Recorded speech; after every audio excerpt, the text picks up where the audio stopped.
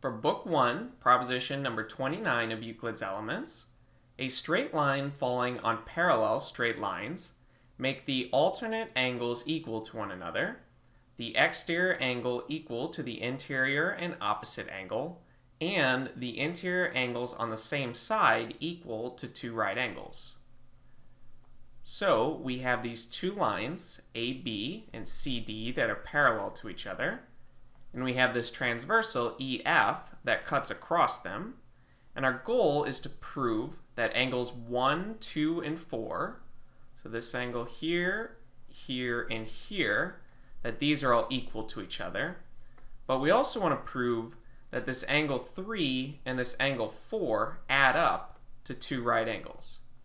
And notice that this proposition is essentially the converse of the last two propositions. And the last two, we basically were given angles that were equal and had to prove that the lines were parallel. But now we're reversing that and starting with parallel lines and showing that certain angles are equal or add up to two right angles. So to start this proof, we want to first make an assumption. And let's focus on this angle 2 and angle 4. Let's assume that these aren't equal, or in other words, that one is bigger than the other. So let's pick angle 2 and say that it's bigger than angle 4, though if we had chosen the opposite angle to be bigger, the argument that follows would be the same. So with this assumption, we need to show that it leads to some type of logical contradiction. And to start, let's use common notion number 2, which says that if we add equals to equals, then the wholes will be equal. And let's add this angle 3 here to each side of this inequality. So angle 2 plus angle 3 is bigger than angle 3 plus angle 4. But notice that angle 2 and angle 3 here, these form the angles of a straight line. And we know, due to Book 1, proposition number 13, that the angles that form a straight line add up to two right angles. So angle 2 plus angle 3 is equal to two right angles. And since the left-hand side of this inequality is equal to two right angles, we essentially have that two right angles are bigger than angle 3 and angle 4. So two right angles are bigger than these two angles added together. And this is important because of postulate number 5. So let's take a closer look at the fifth postulate, which you'll notice is the longest of the postulates.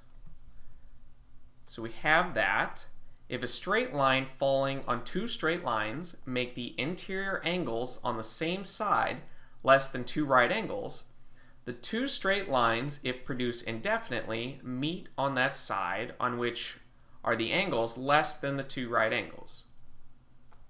So essentially what this is saying is that since we know these interior angles on the same side, angle 3 and angle 4, that since these add up to less than two right angles, these lines AB and CD, if we produce them indefinitely in this direction, they will eventually meet. So this postulate 5 is essentially implying that AB will meet line CD. But we already know that AB is parallel to CD, and by definition, parallel lines do not meet. So we have a contradiction here. This can't be true if this is to be true. So since we have this contradiction, our assumption must be wrong, which implies that angle 2 must equal angle 4. And now that we know that angle 2 and angle 4 are equal, let's prove that they also equal angle 1, which we can do because of Book 1, proposition number 15, which essentially says that vertical angles are equal. So angle 1 and angle 2 are equal because they are vertical angles. So angle 1 is equal to angle 2. And due to common notion number 1, things which are equal to the same thing are equal to each other. Angle 2 is equal to both angle 4 and angle 1. So therefore, angle 1 must also equal angle 4. And let's again use this common notion number 2, and to this equation here, let's add angle 3. So angle 1 plus angle 3 is equal to angle 4 plus angle 3. But notice, if we go back up, that angle 1 and angle 3, these angles here, form the angles of a straight line.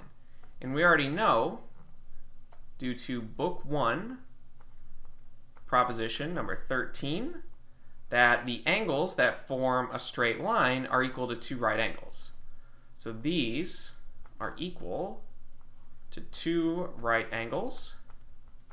And due to common notion number 1, since these 2 angles add up to 2 right angles, and they're equal to angle 4 plus angle 3, that means that angle 4 and angle 3 also add up to 2 right angles. Notice that is exactly what we were trying to prove, since we've already proven that angle 1, angle 2, and angle 4 are equal. So that finishes our proof, and we can end with Q.E.D.